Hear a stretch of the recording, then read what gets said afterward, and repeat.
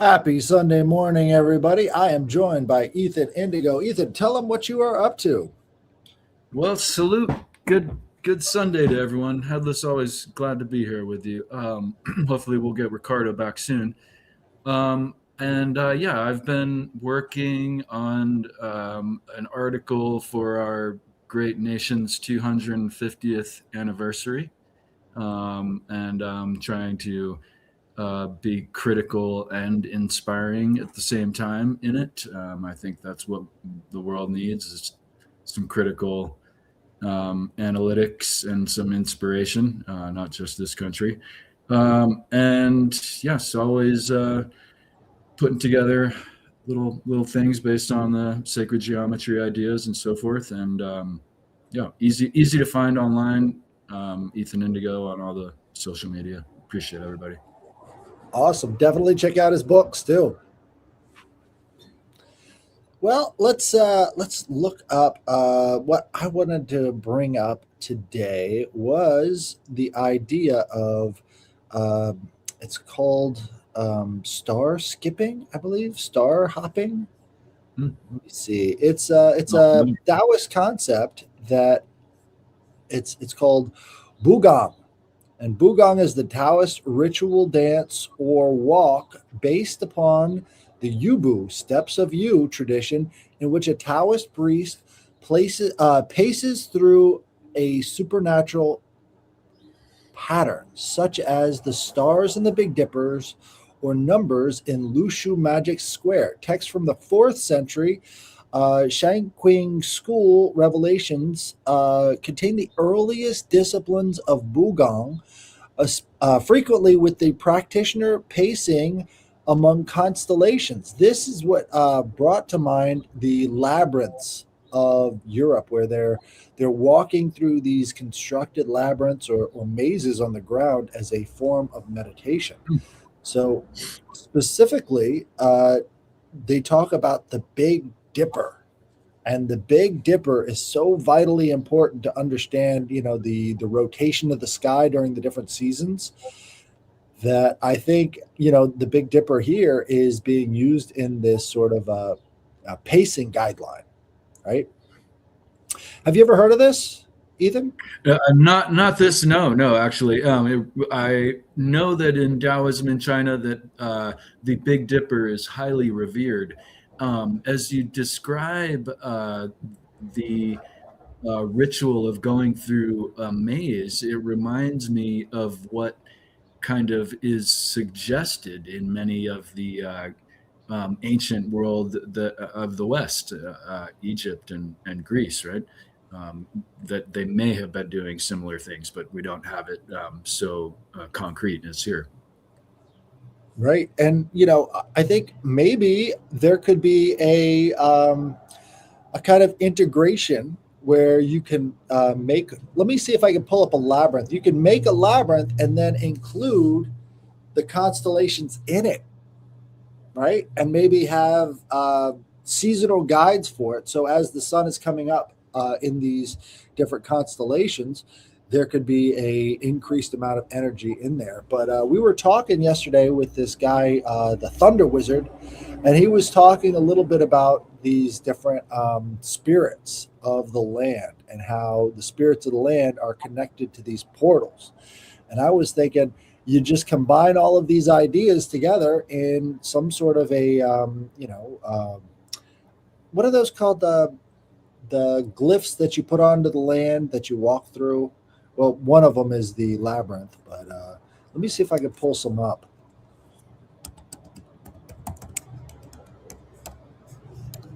There is also in Tibet they have a meditative practice of it's a deep meditation, apparently, where they can run extraordinary distances, and it's said you never disturb a running monk, because Mm, they're totally in a trance state and they're carrying a knife because they're kind of expecting to interact with a wild animal that is inspired to chase them.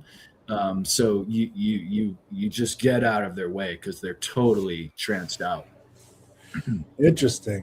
Yeah, so if I was going to integrate the constellations into a labyrinth work, you've got different types of stones that you could use, or painting the stones to represent the stars on these different labyrinths. So if you're going to sort of be an integrationist and use this Taoist concept as well as the Western concept of the labyrinth, you could put the stones in different formations within the labyrinth to create the constellations, which I'm thinking would be a fun project. Well, I found and out. Go ahead. I was going to say, Egypt, I think, is an example where the cities are designed in a way that actually mirror constellations, right? Mm, Down the Nile. exactly.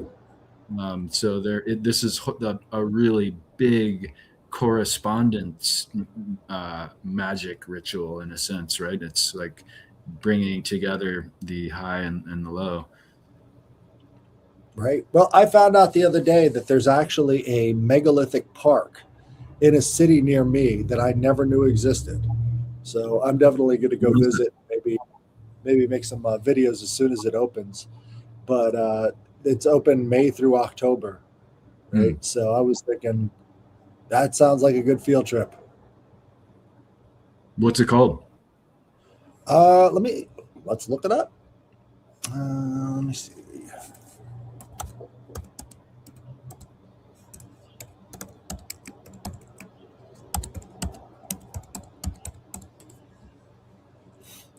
Kinstone Megalithic Garden, Wisconsin Stonehenge. Look at Oh that. wow, look at that.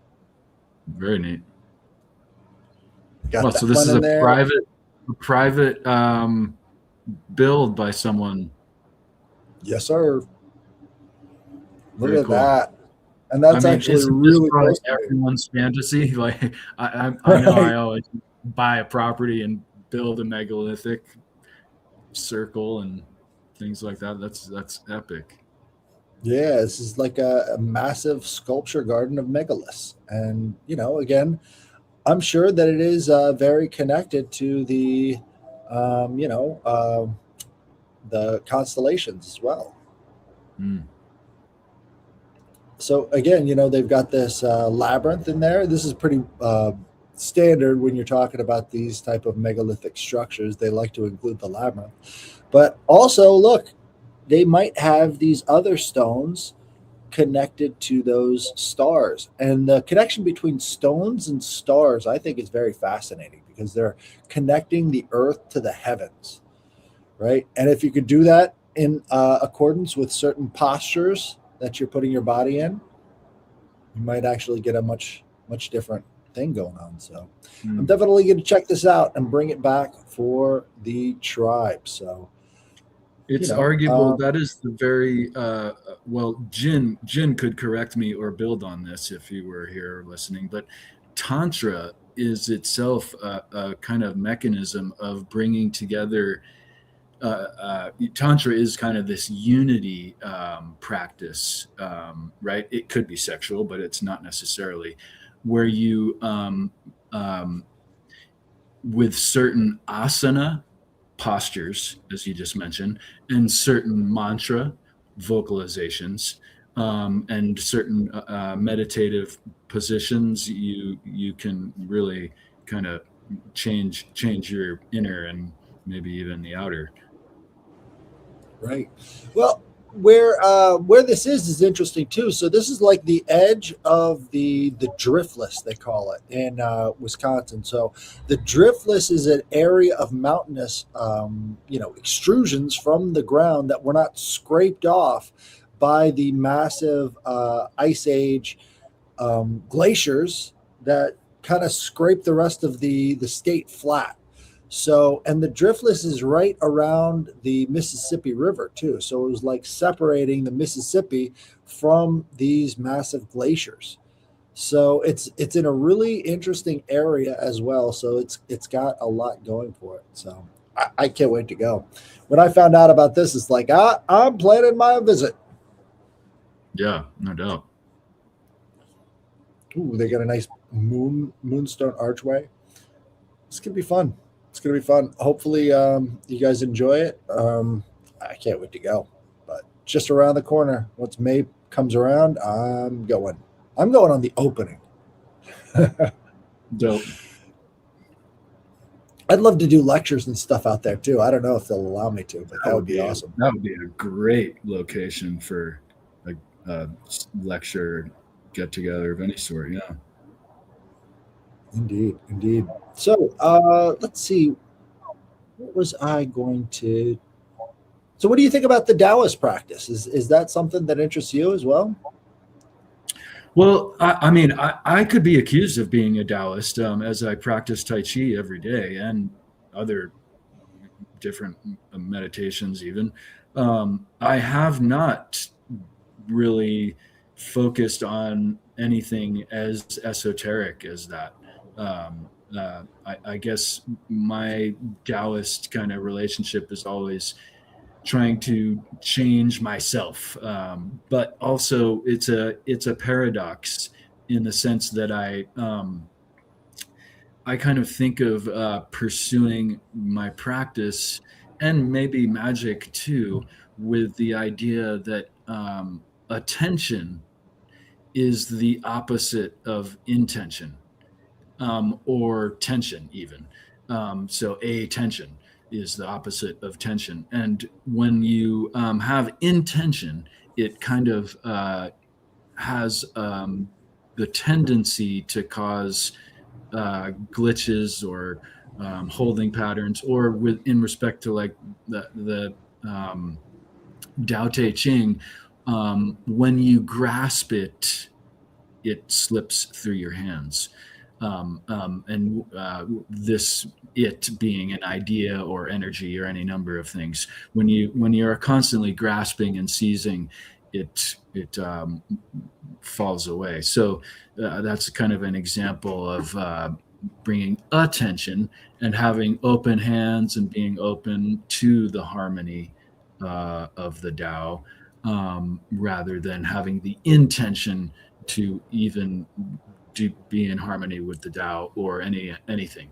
It tends to be like when you have intention, you're trying to hold a ball of water, or grasp rather a ball of water. So yeah, I have not done too many of the more esoteric, magic in a sense. Although I think maybe it is kind of part and parcel with it. In what I mean by that is that when you practice qigong or tai chi, qigong, the definition of qigong actually is important to maybe understand this. It's working out our qi, development of our qi, and Tai Chi Chuan is a qigong. Not all qigongs are Tai Chi Chuan, and by that it's a self-development hobby. Gung Fu, same idea, same word format. It is a self-development hobby. The Fu is like the Qi in that phrase, whereas with Qigong we work out our Qi, our essences, our oxygen essence, you might kind of think of it as, and whereas Gung Fu or Fu Gong, it would be working out our self-development itself, as a process. There's, I was thinking how wonderful Taoism and primal Taoism is in helping me interpret other symbological references. One particularly recently that came up is in Egypt we have Tahuti, or then Thoth, and then Hermes, and so on and so forth. And Tahuti himself has nothing to do with thievery. With Hermes, he is actually the god of thieves. And so how does that make sense? What does that mean? This guy is the great bringer of wisdom and so forth. And so some might think of this as being a perversion, but it may have been, that lesson may be perverted, but I think the unperverted lesson is that in that is revealed to me in this little uh, allegory in Chinese, from China rather. There's a young man who's coming of age, and he lives in a poor village, and he himself is not wealthy, and is trying to figure out what to do in life to survive and get money. And he's observing the town, and there are one or two individuals, one in particular, that is very well off, and he eventually goes to this guy and he says, how do you do it? How do you get all this stuff and all this money? And he says, oh, I steal it all. And he says, I'm a thief, I steal it. And he goes, what? And kind of decides to by himself to become a thief, and he steals from the people in the village, and he gets arrested and jailed, and comes back, after years of being in trouble. They let him out. He goes back to that guy, and he's really angry. He says, you're horrible. You told me to steal, and I did, and I got in trouble. And he said, what? No, I said become a thief. Everything you see in here, I stole. I stole the turtles in the spring. I stole the deer in the summer and the autumn, and I harvested the mushrooms. And he goes on and on about how nothing is ours, right? We are literally harvesting from Gaia, if you will. We're stealing from Gaia. And even knowledge and wisdom, where do you get it? You have to, in effect, steal it, right? And so I think that is the lesson. For instance, where he this Tahuti Hermes relationship, where he's identified with the thieves, it's that type of theft. Well, in the Orphic hymn, in certain translations, I've heard Hermes talked about as the loosener and the source of gain.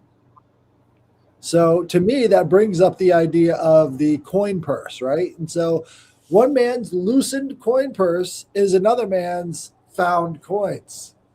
So he's both the loosener and the source of gain. So when it comes to Hermes and Thoth, you could see how there's a linkage there, because for knowledge to be learned, it must first be shared.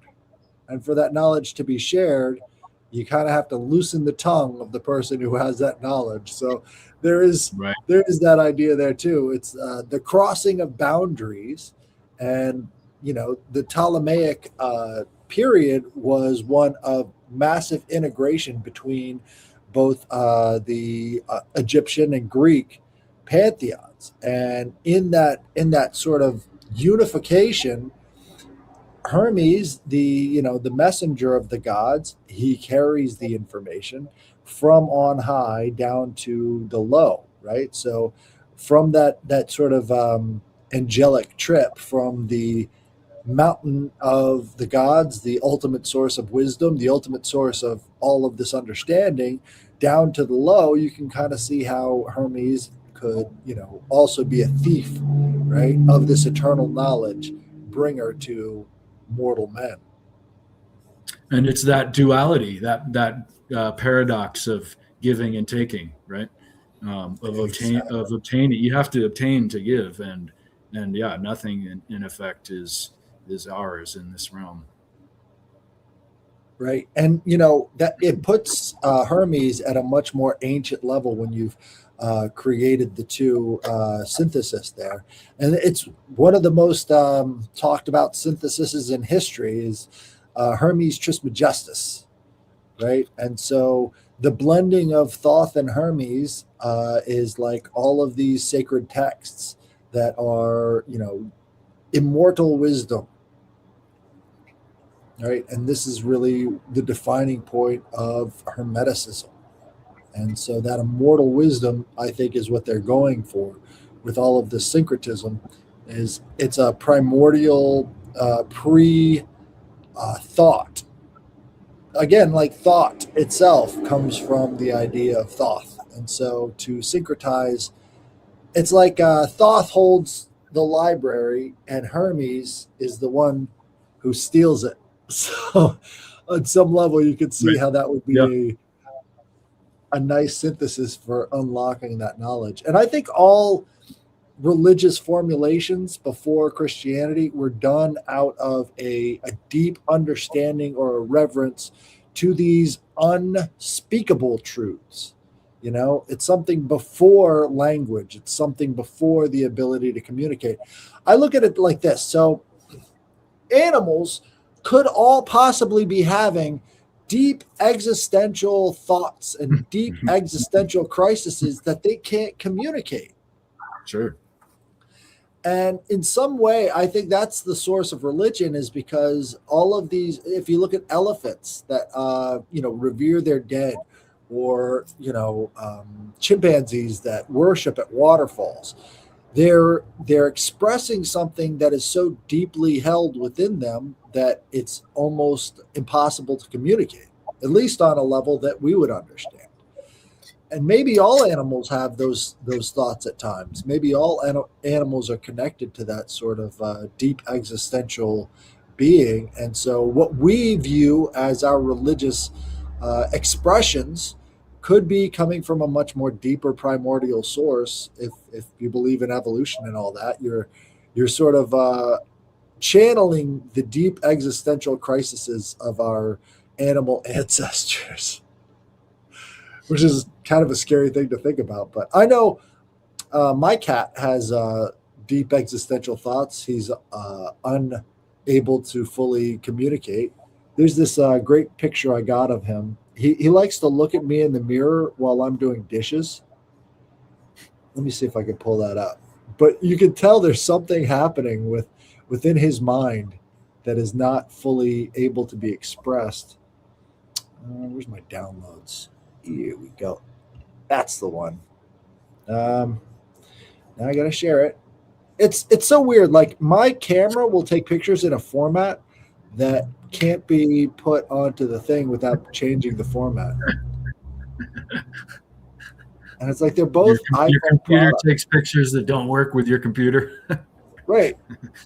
And they're both the same brand. So go figure. Stop screen. Share screen. Here we go. So he's having some interesting thoughts here, right? He's seeing something in the mirror at me, knowing that he's looking in the mirror at me.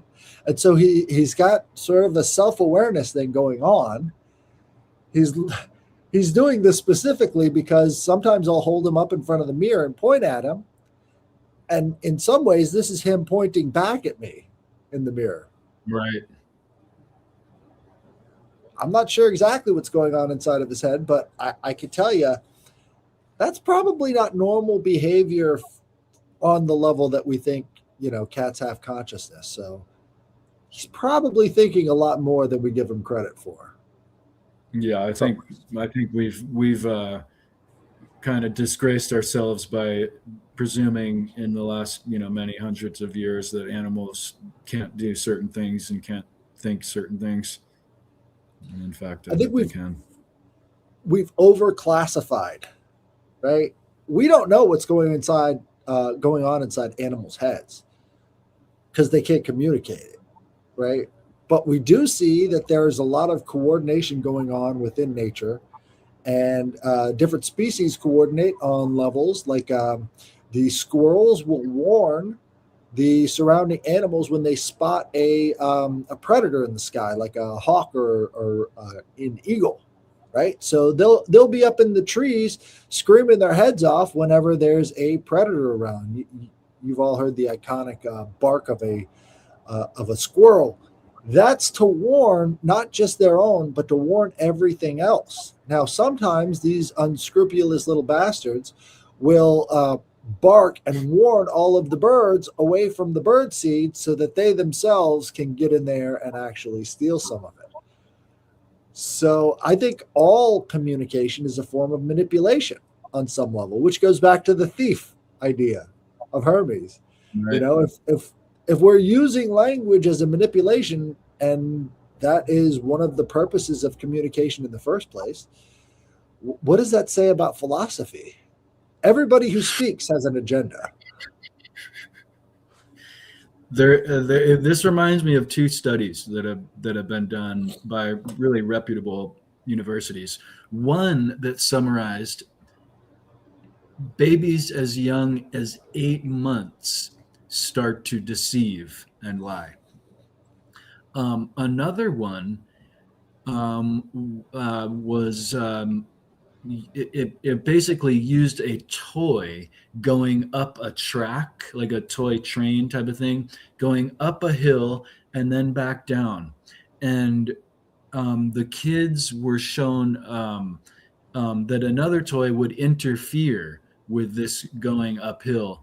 And the kids had empathy, and they kind of used this as a way to gauge their empathy for things going uphill. And all of them at a young age had more empathy for this thing going uphill. As they got older, they had less. And this is in like the first couple of years of older type of thing. But I think it was like up to 4 years old youngsters that were in this experiment, maybe less than that, 3 even. And they used this experiment to gauge their empathy, essentially, and it decreased the longer they were here. And so I wonder, I feel like empathy and maybe morality are sort of like we're born with it. And then we learn that there are certain things that are tolerated that we can get away with. It would seem by 8 months. we learn that people are lying and deceiving each other. Like we belittle animals' consciousness, and we also belittle the fact that young people are learning so much by observation and not necessarily by direct instruction. Right. There are actually really good creativity experiments being done in public schools, right? So research and experiments suggest that creativity significantly declines in children as children progress through public school education system. While young children often test at genius levels for divergent thinking, these scores typically plummet by the time they reach high school and adulthood. The NASA Land study in 1968, George Land and Beth Jarman used divergent thinking tests originally for NASA on 1,600 preschoolers. So what this test consists of is you're given an object or you're given a concept, and then they're told to say what that concept is doing or how it's interacting, right? And so they've got this list, this huge list of massively creative ideas going on with this object, right? And so, it's all of these different, topics that they've come up with, or these different narratives that they've come up with for this object. It doesn't matter what they are; it's just a list, right? Ages 5, 98 scored at the creative genius level. Age 10, this dropped to 30%. 15 to 12%. Adults, only 2% of the 280,000 adults scored at the same level. Non-creative behavior is learned often through the constraints of conventional education. Maybe that's the goal. Yeah, well, I think it was Franklin Roosevelt. A quote that's been on my mind recently is, things happen in the world, something to the effect of, if anything happens in politics, you could bet it was planned that way. And so I think you and I, in a 5-minute little bit of research about education, have looked into really a factual result of what is going on. And we can presume that smarter and more institutionalized people have been measuring such for 80 plus years. they know what's going on. And so like Roosevelt said, you can bet it was made to happen that way. Right. Well, I think you can't. So creativity is associated with problem solving. And if you have the ability to creatively solve your problems and, do so effectively, that is a more powerful skill than any of the other written, memorized Absolutely. forms of knowledge that you get from the public education system. So the emphasis on rote memorization instead of having a co-emphasis on creative problem solving, I think is a huge problem. But to tell that to a teacher that has their own outline and their own creative Or most of the teachers, they may have their own outline, but they're required to follow the state agenda, right? They really can't veer too much. It would seem in most places anyway. and then they end up running up against the same creative problems that their kids run up against, because you have to have the ability to creatively problem solve to have full individuation, right? So your creative problem solving uh, potential is how you manifest your own personality in your own life, right? So diminishing This that creates a much more compliant person. this reminds me of another kind of adage of Taoism and Kung Fu, where the teacher is always reluctant, right? And this is also the same thing with Tahuti and other wisdom teachers. And this is kind of presented in storyline with the Fight Club. Like you're not going to be accepted just because you knock on the door. You have to be rejected numerous times, and then, all right, we're just playing. You're cool. Um, Right. and I feel like there's a level of that in finding a good teacher, right? But If they the really want kids to be creative in schools, as the buses arrive, all the doors should be locked. mm, or one day they're locked and one day a different door is locked, and you gotta like to really get those dendrites sparking is not through day-to-day regularity. It's actually through, wait, what's going on today? The door's locked. It's a today we can't go down this street, we have to walk that way.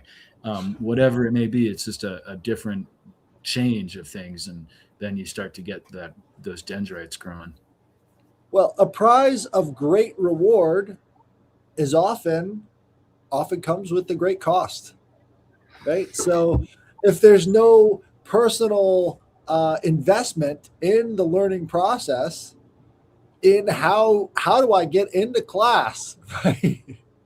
Like these are the things that you see with all the great teachers, but instead it's more like, how do I impose my will on the children? You And know? it's the feeling too, resulting from triumph over confusion or fear or any number of negativity, the negative feelings at the time, and you get past it. The teacher, the little allegory I was just going to say, the teacher takes on the young student, and the first thing he does is stuff the kid into a sack, and in the sack is a snake and a bunch of insects and a mouse and all these like really uncomfortable little creatures that could maybe hurt you a tiny little bit, but they're in the sack too, and they're all dreading fear of their situation as well. And the kid, what does the kid do? Of course the kid freaks out, and eventually, and the idea is that the teacher is observing. Some Darlene mentions the escape room. Yeah, it's an escape room in the bag, and the teacher observes, what does the kid do? Does the kid kill all the animals? Does the kid realize that if he just calms down, then all the animals will calm down and there will be no more drama? What how does one deal with the situation? Exactly.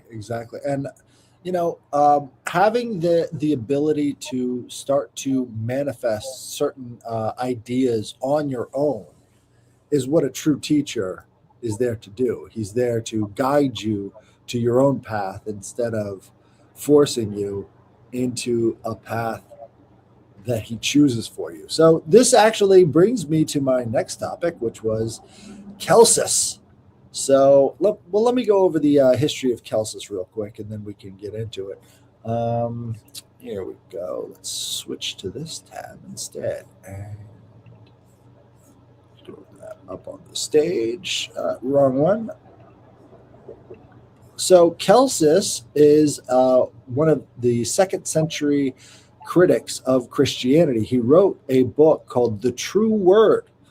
So Celsus was a second century Greek philosopher and major critic of Christianity, known for his work, The True Word, 175 to 180 AD. He attacked Christianity as a superstitious, politically subversive threat to the Roman Empire. Boy, they didn't listen to him, did they? Criticizing the virgin birth, Jesus' divinity, and the faith's popularity among the uneducated class. That's really what he was going for. So he says, Celsus accused Jesus of fabricating his virgin birth and being a magician rather than a god, allegedly born from a poor woman who was cast away by a carpenter. He viewed Christianity as a divisive force that broke away from traditional pagan worship, threatened the unity of the Roman world. Attraction to the ignorant. Celsus argued that Christianity appealed mainly to the uneducated lower classes. Now, in some ways, you could say, well, that's, they were trying to do their best to educate them. He actually puts it the opposite way. So in The True Word, he says, Christians, needless to say, utterly detest one another. They slander each other constantly with the vilest forms of abuse and cannot come to any sort of agreement in their own teaching. Each sect brands its own, fills the head with their own deceitful nonsense. So he's talking about the different denominations of Christianity constantly warring with each other. And he saw this in the second century AD. He says that this is one of the Christians' rules. Let no man that is learned, wise, or prudent come amongst us. If they be unlearned, or a child, or an idiot, let him freely come.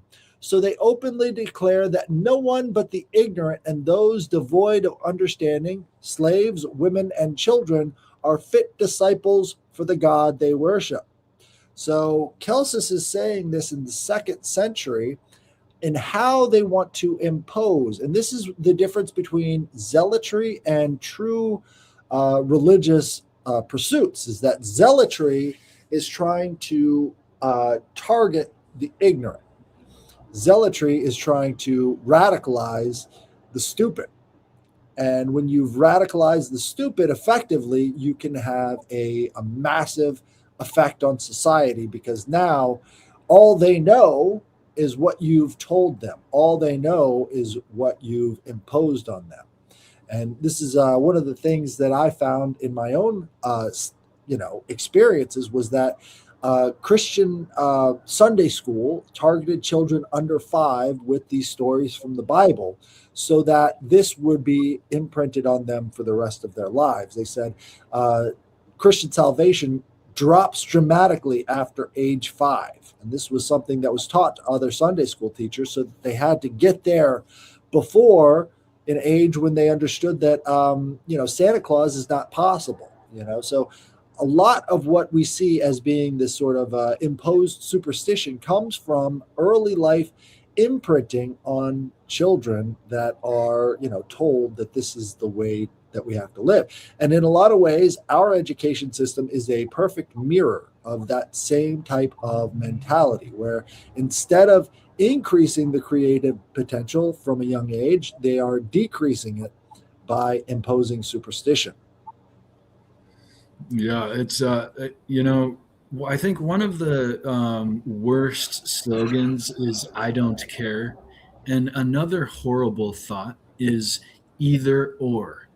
However one follows the sentiment of either or is always bad, and politics is often based on either or, and monotheism actually sometimes it's not verbalized in this sense of either or, but the lesson of the young person learning that there is a way to salvation, one way, and it's the way, that really in makes it so that either you're doing that one wayism, or you're a heathen or a god. All these really wild, beyond racial constructs. You're the either then, right? If you're not the one true, you're the otherwise. So it's like this instilling of divisiveness all throughout it. I would say from the level of top-down teaching, the most beneficial words that you could use is "I don't care" and "either or." Because if you're teaching from the top down and they're like, "How do I do this?" I don't care. Just do it. Right. Make it happen. It, Let's see the creative it's potential. it's a good point that it can be used for diabolical means in really effective manner, right? That's what you're saying anyway. Well, from the top down, if you're giving the kids a task and then you tell them, "I don't care how you do it," it opens up the creative potential.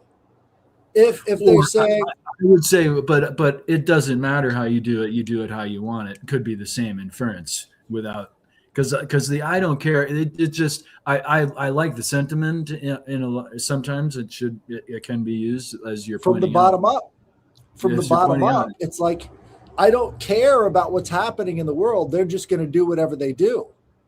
Right. well, So from the bottom up, that's a problem.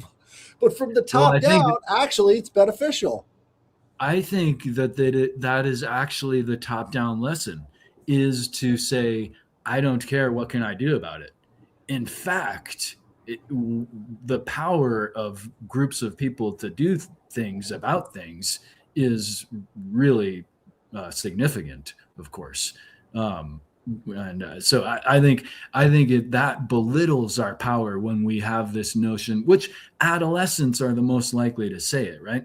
That, oh, I don't care, I can't do anything about it. It's like the reinforcement of apathy in a way. But you're right, Right. it is a tool for, in the sense that it doesn't matter, and sometimes it's difficult not to care, and we could care less in this world where information from across the world, not even 100 miles from us, is very upsetting. It could be horrible. Right. Well, the indifference of the creator is something that is a big struggle within Christianity. They're like, how could you say all of this would be built and designed, and then the creator wouldn't care what you do with it? Right. This is like, nature has sort of an indifference to whatever you plan on doing. I don't, I don't care. Just do it. Sure. because Sure. because there is that mutual, I guess, observation that is happening when it comes to learning, right? So when you're looking at a thing, at an object, your impression on the inside, that object doesn't care about, right? But there is a linkage between your observation and the object. So your response is not predicated by the thing itself. And this is, it goes, I think, to the heart of epistemology. Is how do we know what we know? Well, we do that because of our response to the thing out there. So the observation, the experimentation, those are all secondary to the original observation itself. And understanding that as the epistemological framework of the universe really does start to change how we view knowledge in the first place. It's a reciprocal cycle of knowledge, understanding, experimentation. There's this constant cycle or the flow between those two things. What does that rock become? Does it become a wheel? Does it become a work of art? That's up to you. But the original observation, that's the key that unlocks all of that potential. And if you don't have that creative spark that gives you all of these different options and all of these different branching trees of possibility, how does that thing become the other thing? It can only be one thing, whatever you're told it is.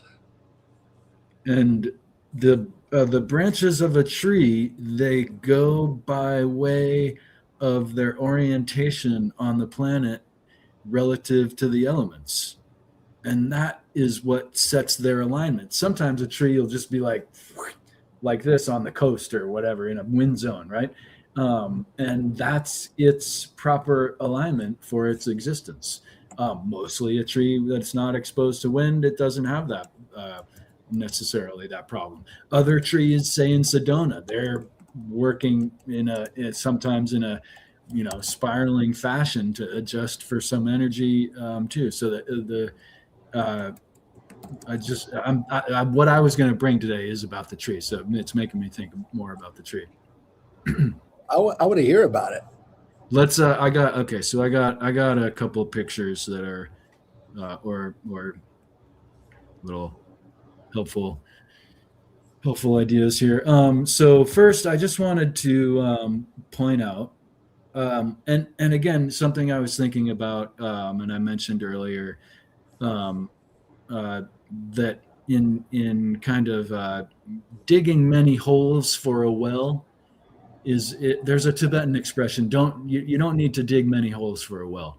And sometimes it's actually helpful to dig multiple holes for what you're digging into, right? And I mentioned the thief idea, where this Chinese adage kind of helps understand potentially what they mean by way of the Tahuti, or rather Hermes, being related to the thief.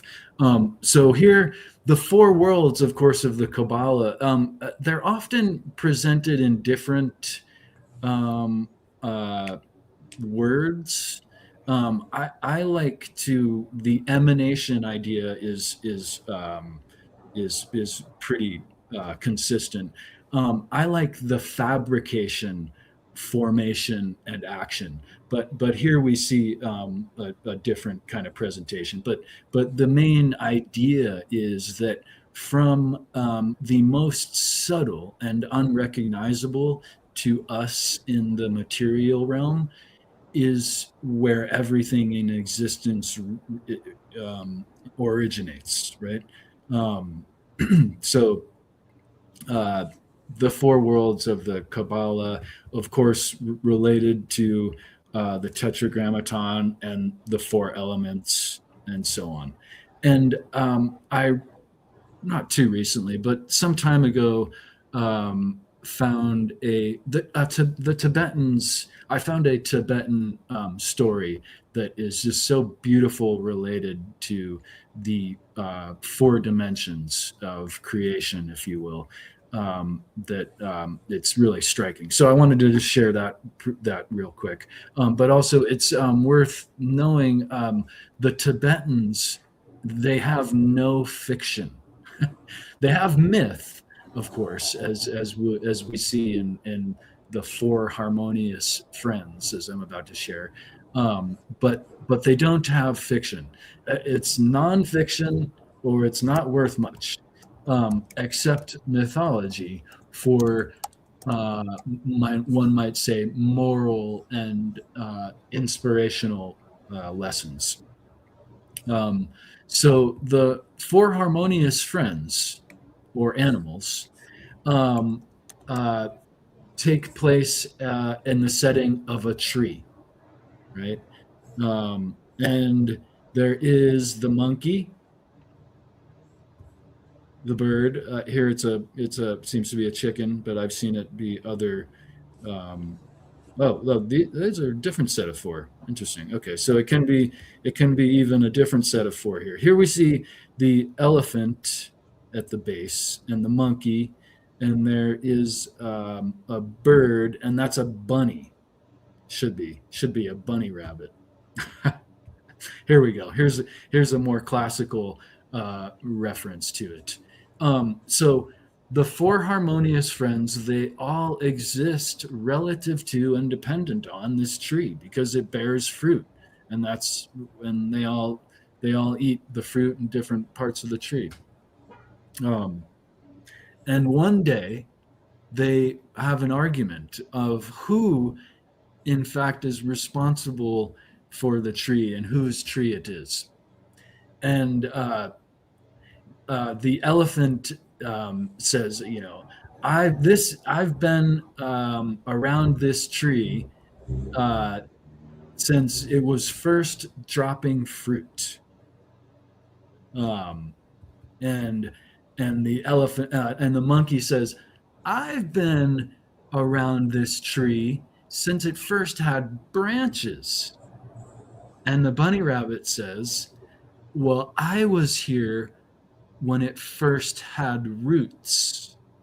Rabbits dig holes amongst the roots that kind of offer more water and places for water to fill up and so forth. And the bird says, my friends, I was here when there was no tree and dropped the seed for the tree. And so the most subtle force is the most responsible for its creation, right? And it's also the seed or the point, in reference to the Tetragrammaton, which kind of illustrates sacred geometry in and of itself. If you look up in the Bible, there's a glossary. What is Tetragrammaton? It's equivalent to Lord or God.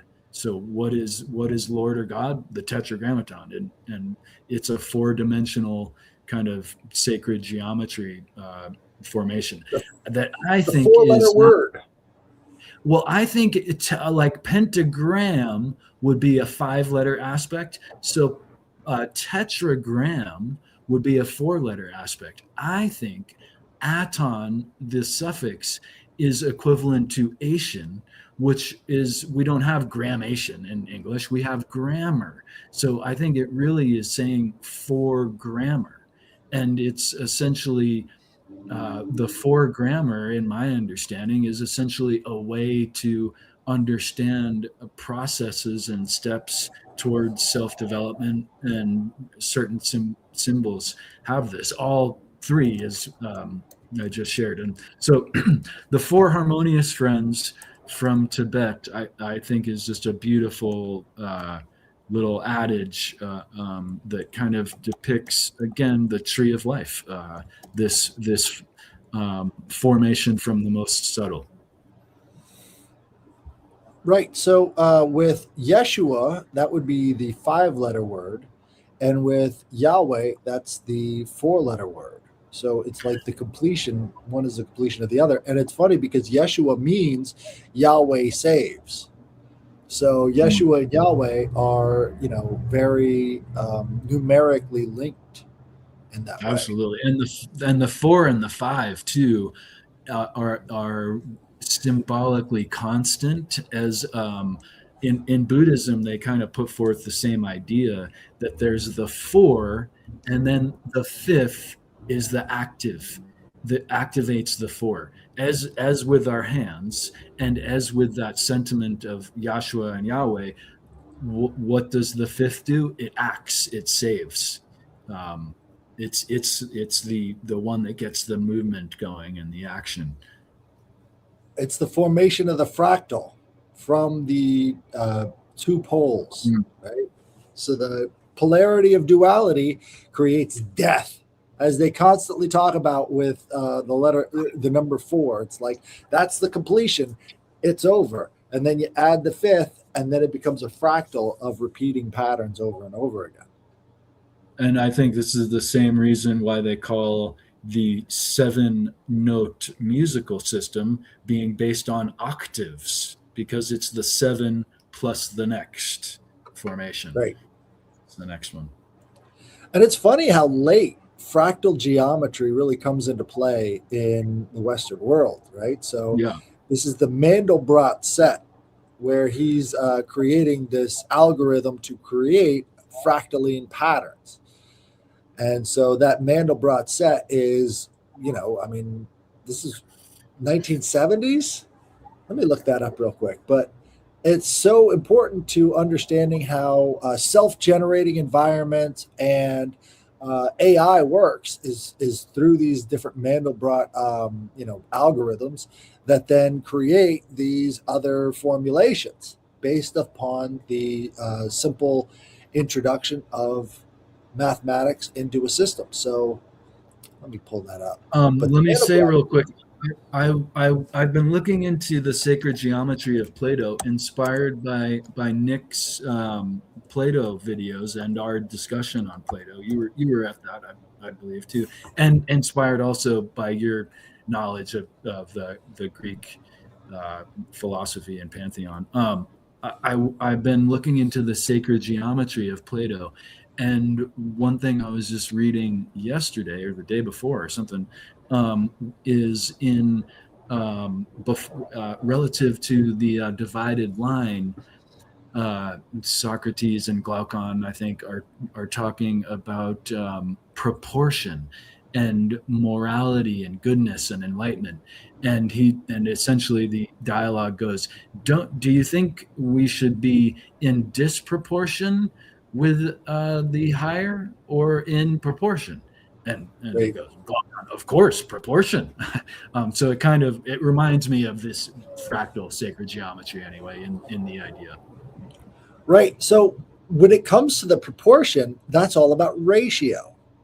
And when you're talking about the ratio, that's, again, all of these different things can be divided down into the harmonious numbers that produce a resonance tone with the original.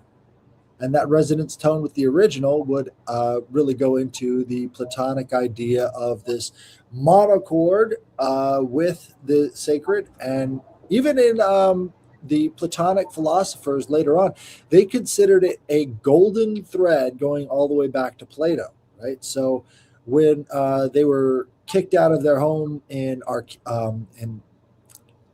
the academy, right? This 1,000-year-long school that was destroyed around the 5th century.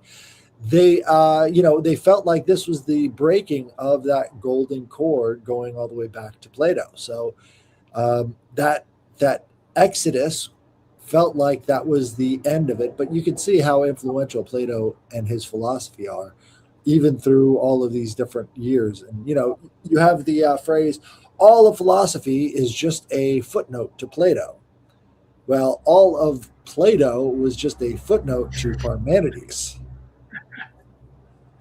So, yeah, good one. Really, if you really want to get into it, the origin of ontology is really what sparked all of this stuff, because ontology represents that first kind of philosophical enunciation of self-awareness.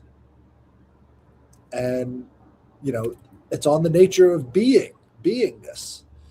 So I think in some ways, when you incorporate all of this different mathematics into beingness, that's where you get the what's his name, Pythagorean numbers, right? Where they're assigning meaning to different numbers in their proportion to each other. Oh, excuse me. In their bug out on this. Whenever I see, well, I'll just say first that I've been listening to this guy that teaches on Comet online, and one of the things that he said was, whenever you see Ra or Re in the front of a word, it's basically extolling Ra, Ray. Like light ray, that's Ra. The different ways we might pronounce it are different. And ratio is another one. And two ones that are really bugged out. Ra is the symbolic for repetition. There's another, whenever you see the re, so repeat, right? Because he rises and sets. He's as the sun, right? And so, what are the two words that actually say this very idea? Raise and raise. You raise something to the ground is when you bring it down. You get a raise when you rise up. It's like, why those two words do my head in. Also, something. What about Ra Dios? What is that? radius, yeah, and ratio. Yeah, it's and yeah, right. There's the Dios. There's the two gods in there, huh? Good one. It's the Um, I, circumpunct. It's the right. circumpunct. Ra Dios. I got something here that has the ratio um, from ancient Egypt, and I've been trying to figure more about this, but it's not. It's a little bit above my head. But is that coming through? Yeah. Yeah. So this is really interesting because it starts at a hole, you could imagine, and goes downward into fractions that end up with the 1/64th part. And this the eye of Ra here is depicting how much of our total information input is from what. And the biggest sensation is from our nose, from smell, as they put forth here. But it's really interesting in contrast to this having the 7/8 part. It goes to, if you measure these parts and add them up, it's 63/64ths. It adds up to. So it's missing, it's missing the capstone kind of thing. It's missing a part, or when Osiris is killed, he's missing a part, right, when he comes back. Indeed. And it And they try to also, say this is about grain, right? So they're like, this is is about used grain. as a, yeah, right, well, right. And well, there's your exoteric, right? Is it actually is a way to measure grain or different substances. But the esoteric is that it is a measurement of consciousness, and a lot more from that, I suspect. And it's interesting that the Bagua, it goes from 1 to 64, right? Not into 64ths in this arrangement, but it goes in the exact same formation: 1 to 2 to 4 to 8 to 16 to 32 to 64. So, I mean, this is all, potentially, what's his name? Terence McKenna researched the I Ching quite deeply in its numerology, and he put forth that the 8 of the 8 Bagua is similar to the main proteins that humans need, and kind of he had a whole biological correspondence as well as the psychic. Of course, the Bagua and the 64 trigrams being used for the I Ching, and one of the oldest divination processes, really. Well, I think this brings up attention and intention again, right? So the eye is how you put out your attention. And if these are the different percentages of attention you give these different senses, right? So above your eye, I guess that would be the divine senses that holds 1/8 of your attention, right? What you see should only encompass about 1/4 of your attention. What goes on between your eyes, how you think, the I guess logic would be half of your attention. So half of your attention should be placed on how you reason things out. And then the outer world, or your outer circle of people, I guess, would be your 1/6 of your attention.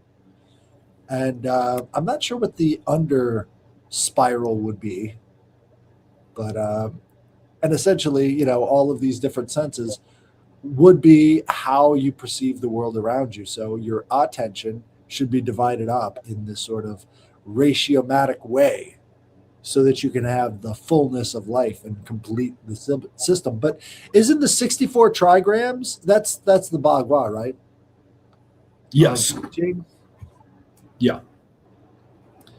But yeah, I think the 64, there's this one. I got another page, and this happens to be a government. They're probably going to shut it down. They'll turn this this one off here after I share it. This is on. Forgive my slow sharing here. This is on the Institute of Health website. Straight government website. It breaks down. We can see another example of how modern medicine is inspired by Egyptian medicine, right? It breaks down. Is that coming through? Yeah. Yeah. So it breaks down this whole eye construct in a very factual and fact of the matter esoteric idea, right? But it can get really deep and really profound, right? There's the correspondence with how the brain hemispheres might look compared to the eye. It's really funny that this whatever website it is, NIH National Institute of Health.gov has all this. So again, I mean, I'm sure that there are deeper websites, but they lay it out pretty good right here. So yeah, super. We know that the whole idea behind the I guess the Egyptian way of perceiving the world was broken down into ratios. So if the Eye of Horus is related to that, then it would make sense why they would be basing all of their ratios on the symbol. If they're conducting the type of dissection to see this stuff, they would say the very center is where everything would originate from, and then they sort of create the kind of ratiomatic model of existence based off of this, which isn't entirely false because everything else has ratiomatic existence. Everything exists in a ratio to everything else. That will go back into what we were saying about the epistemology, right? The ratio of your attention to the object in question allows for an understanding and an experiment, right? So you act in ratio to the things around you, which creates the knowledge. Very interesting.